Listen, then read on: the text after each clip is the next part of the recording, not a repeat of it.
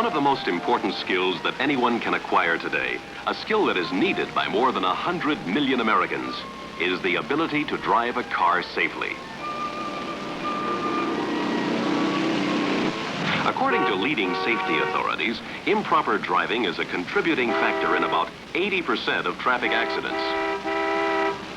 To help remedy this situation, many efforts have been made, including school-age training, to improve techniques and educate motorists in safer driving habits.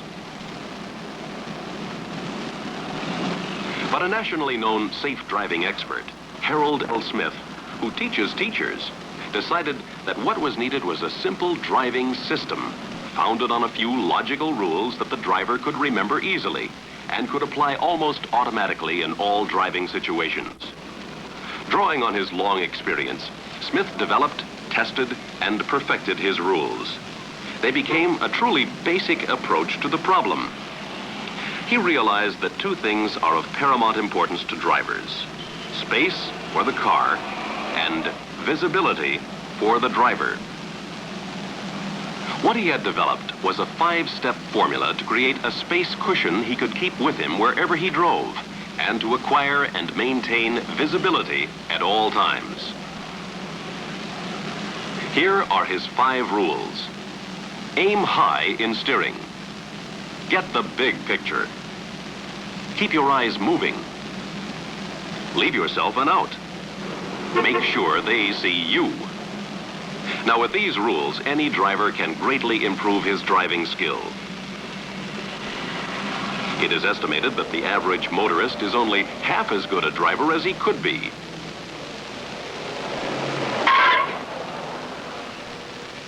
In Harold Smith's view, a good driver should be able to drive streets and highways for 5 to 10 years without once getting trapped in a situation where he has to swerve or skid his tires on dry pavement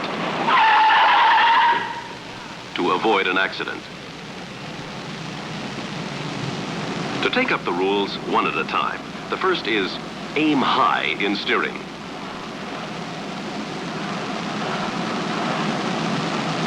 You can't drive by sighting right over the hood. If you sight over the left fender, you will tend to move to the left, a setup for an accident. Your target is the center of the lane, well ahead. Aiming high will have the effect of guiding you to the center of the lane.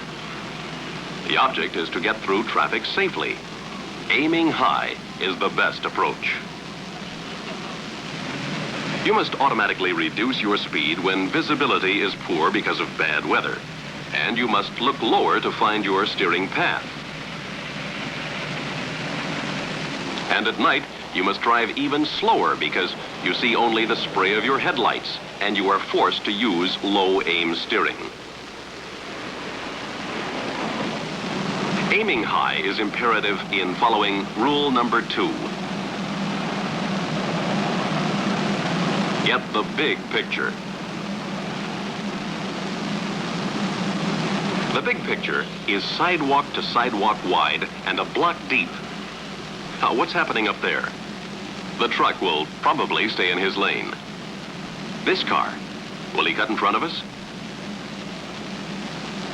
Will someone pull out of a parking place at the curb?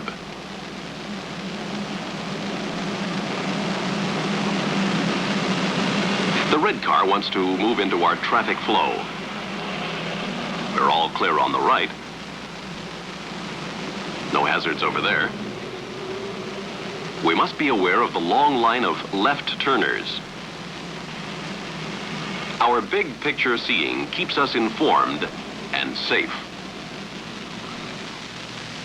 But you can't have visibility if you haven't a clear view ahead.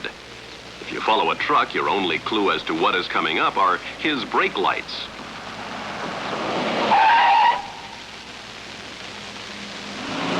When you find yourself back of a big truck, drop back safely.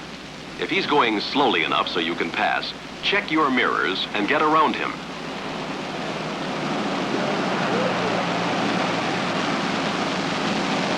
To give yourself space and visibility.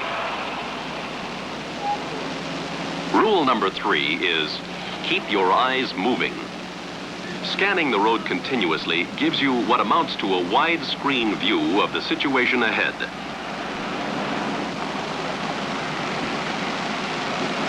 But you must also know what is back of you. Keep a running check on the changing scene in the rear view mirrors to make sure there are no hazards to the rear. When you see a hazard ahead, don't become fascinated watching it. Dispose of the problem by adjusting speed, changing lanes, signaling, or all three if necessary.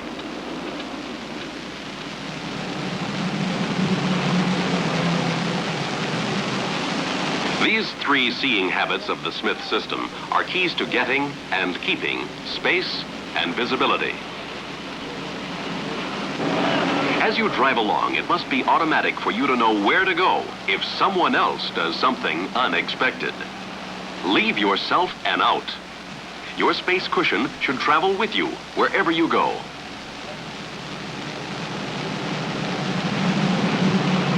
Now here's a potentially dangerous situation. We can't see what's ahead of the big truck. The truck-trailer combination is 65 feet long. At 30 miles an hour, we can't stop in that distance, and we can't see three cars parked just ahead of the truck. At this moment, the first driver is about to pull out. He looks back, but he can't see us. Of course, he's taking a chance, but he wheels out right into our path. We can't stop in time, but fortunately, we can stop the film and avoid a crash. We can also go back and do it over, but this time we leave ourselves an out. We cut our speed to maintain visibility, so we can avoid an accident if anything comes out from behind that truck.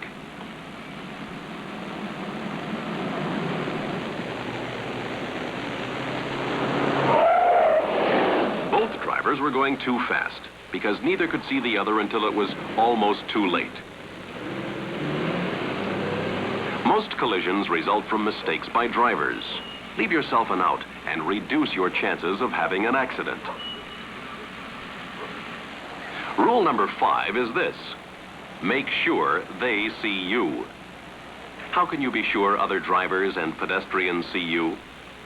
The horn, lights, even in daylight, and eye contact are your communication tools on the road. Use them positively.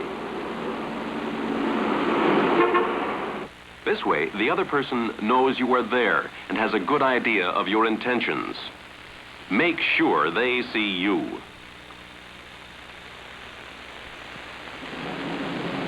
For example, down a line of parked cars, the vacant steering wheels indicate cars that will stay put. But here's one with somebody behind the wheel.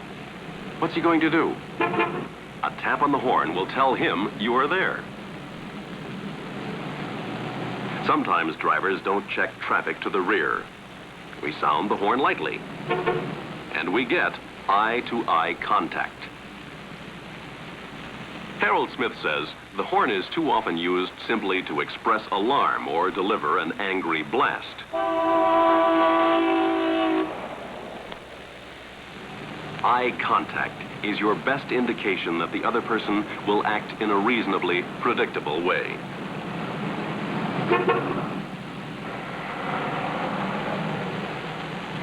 Hand signals and lights will also help you communicate with others on the street.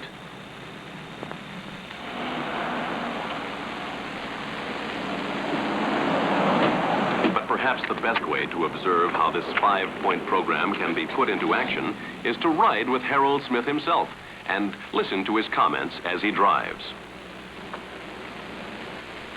Ernie, what we're going to do here is a wrap-up of what we've been talking about in space and visibility.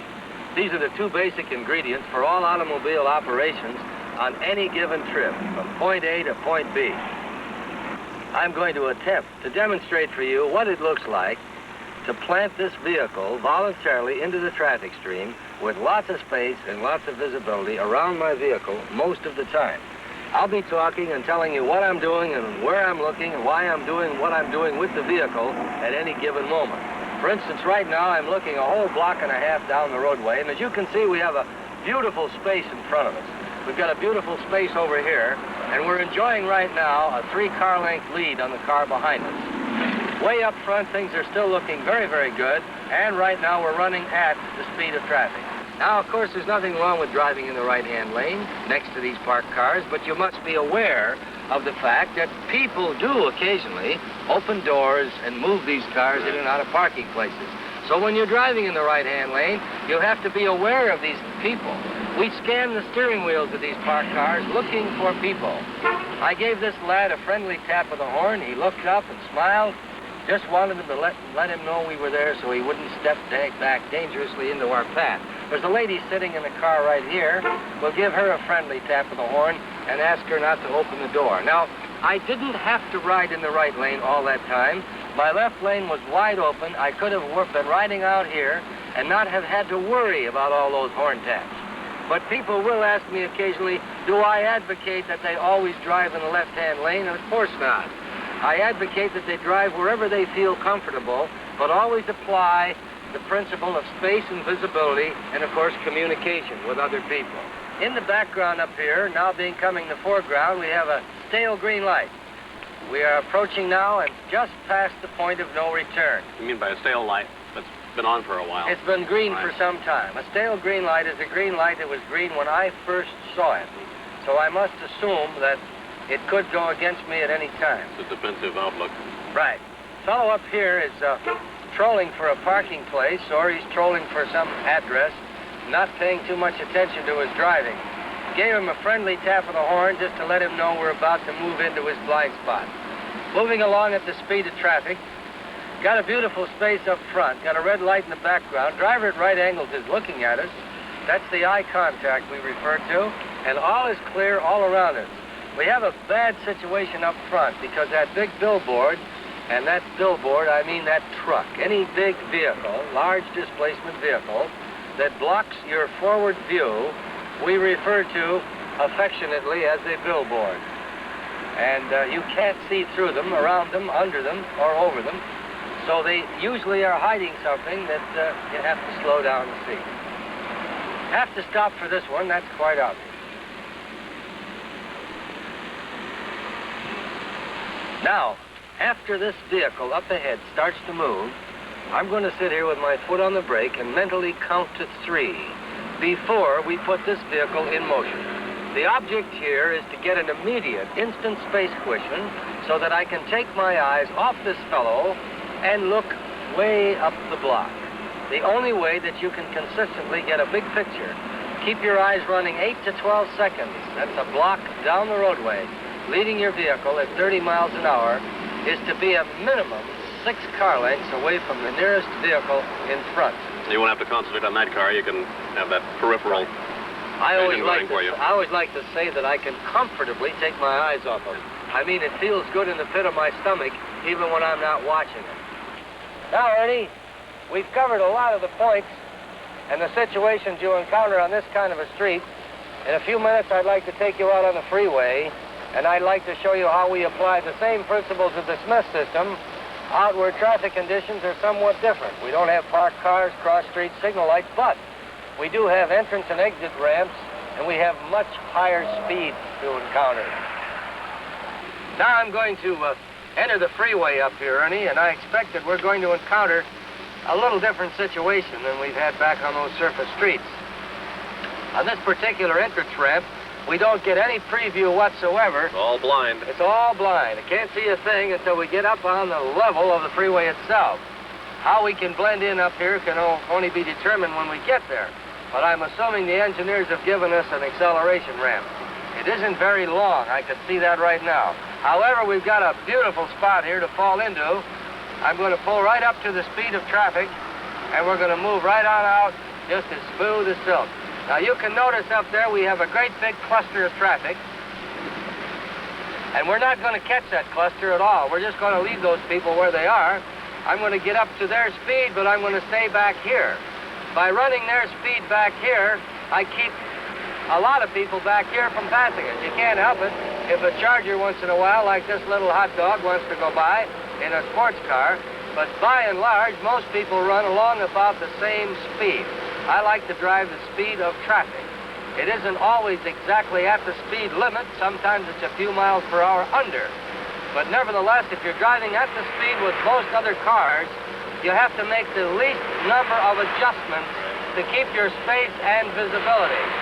We have a lot of space in front of us, a lot of space on both sides, and I have a beautiful space cushion behind me right now. As we round the bend, I can see way up, the fellow that's setting my pace is in the blue car up there, just disappeared around the curve. You really don't have any time racing into a traffic pattern having to slow down anyway, so might as well stay where you are. That's absolutely right. You see, again, there's a cluster of them all grouped together up there, and I don't want to join that mob. I don't want any part of it. I want to stay by myself.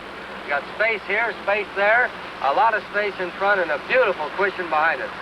We're doing all this by making little adjustments of the accelerator. Sometimes we pick up a little speed, sometimes we let up on the accelerator to drop our speed. Now I'm going to move over into the right lane because we're getting ready to get off up here. This is the Smith system in action. The working formula for space cushion driving. Space for the car and visibility for the driver. I like to get over here and decelerate off of the main roadway if you have such a deceleration lane. And in many parts of the interstate system, we do have lanes like this, and most motorists don't take advantage of them. I don't like to use my brakes out there on the main portion of the main travel thoroughfare. Also gives the fellow behind you a definite cue that you want to get off at Exactly. the next He ramp. knows exactly what I'm going to do. Takes all the guesswork out of it. Aim high in steering. Get the big picture. Keep your eyes moving. Leave yourself an out. Make sure they see you. You'll find these principles can be applied in every driving situation, on all streets and highways, wherever you go. So next time you drive, make space and visibility work for your comfort and safety. Be a better driver and enjoy yourself.